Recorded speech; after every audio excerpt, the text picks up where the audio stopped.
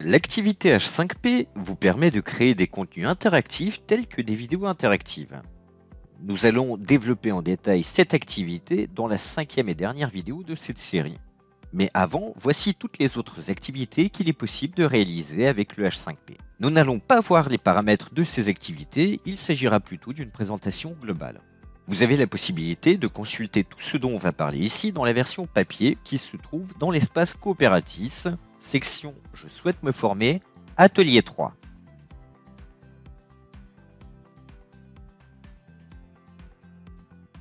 Attention, les liens renvoient vers le site original qui est en anglais.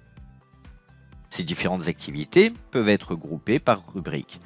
Présentation mise en page, où on va présenter les ressources, les mettre en forme. Le module multimédia, qui va combiner une grande quantité de contenu interactif dans un seul et même module. Les modules de quiz ou de test, ce qui est relatif aux manipulations d'images et également à la manipulation de l'audio. Vous trouverez les rubriques indiquées entre crochets sous le logo de l'activité, comme ici. Voici les activités de présentation et de mise en page. Elles ne sont pas notées dans le carnet de notes et sont destinées à mettre en forme vos contenus et à présenter vos ressources. La présentation de cours se compose de diapositives contenant du multimédia, du texte et de nombreux types d'interactions tels que des résumés interactifs, des questions à choix multiples ou des vidéos interactives.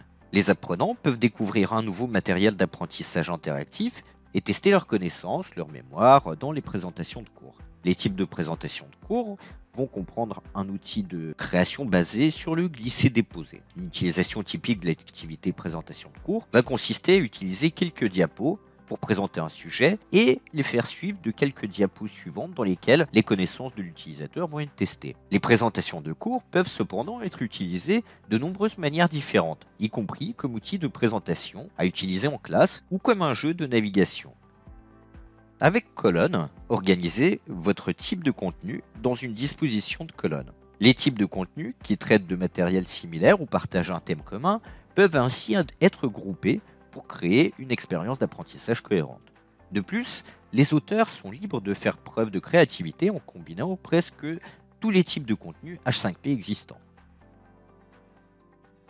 Réduisez la quantité de texte présenté au lecteur en utilisant cet accordéon réactif. Les lecteurs décident des titres à examiner de plus près en développant le titre. C'est excellent pour fournir une vue d'ensemble avec des explications détaillées facultatives.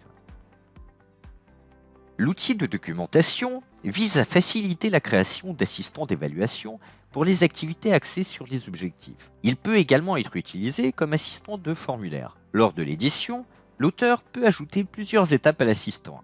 À chaque étape, l'auteur peut définir le contenu qui entre dans cette étape. Le contenu peut être du texte brut, des champs de saisie, une définition d'objectif, une évaluation d'objectif, etc. Une fois publié, l'utilisateur final suivra les étapes de l'assistant. À la dernière étape de l'assistant, l'utilisateur pourra générer un document avec toutes les entrées qui ont été soumises. Ce document pourra être téléchargé. L'outil de documentation est entièrement réactif et fonctionne très bien sur les petits écrans. Incorporer iframe. Ça va permettre d'incorporer dans la page des éléments de type animation ou vidéo.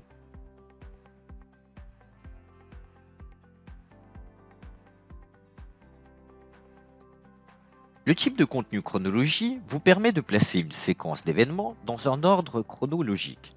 Elles sont facilement modifiables, partageables et réutilisables.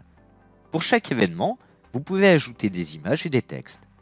Vous pouvez également inclure des éléments de Twitter, YouTube, Flickr, Vimeo, Google Maps, SoundCloud, etc.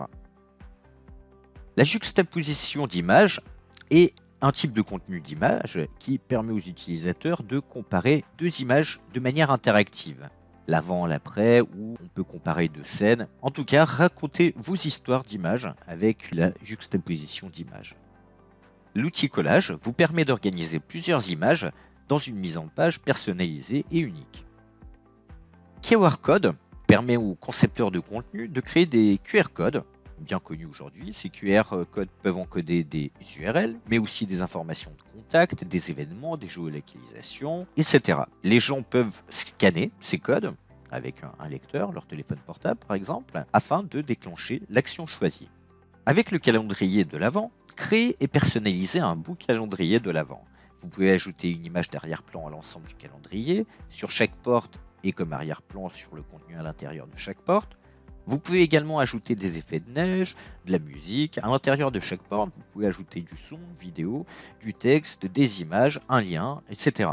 Notez qu'il est facile pour les utilisateurs avertis en informatique de révéler immédiatement le contenu de toutes les portes. Si vous prévoyez de révéler le grand secret les jours à venir, vous devriez attendre ce jour-là avant d'ajouter vos grands secrets au calendrier.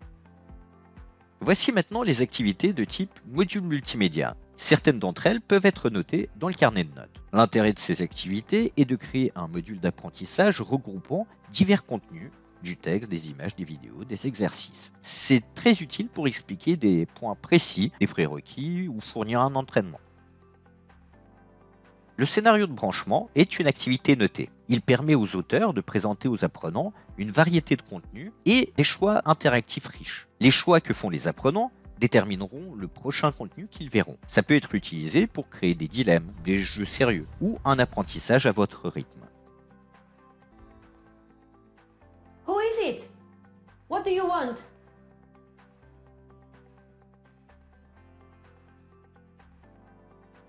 Hi, I'm Ann Jones, a community nurse. I'm here for the appointment.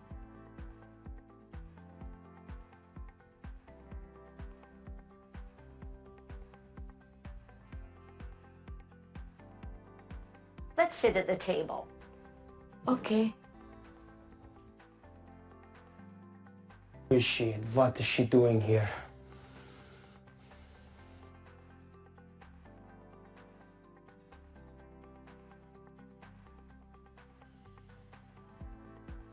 My name is Anne. It's okay, we don't have...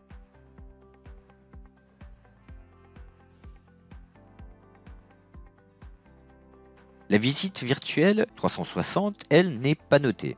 Donc ces images peuvent être enrichies d'interactivité telles que des explications, des vidéos, des sons ou des questions interactives. Les images créent des scènes qui peuvent également être liées entre elles pour donner à l'utilisateur l'impression de se déplacer entre les environnements ou entre différents points de vue dans un même environnement.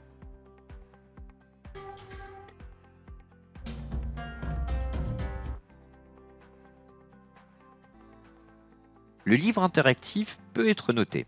Il permet aux auteurs de combiner de grandes quantités de contenus interactifs, des vidéos interactives, des questions, des présentations de cours, sur une seule et même page.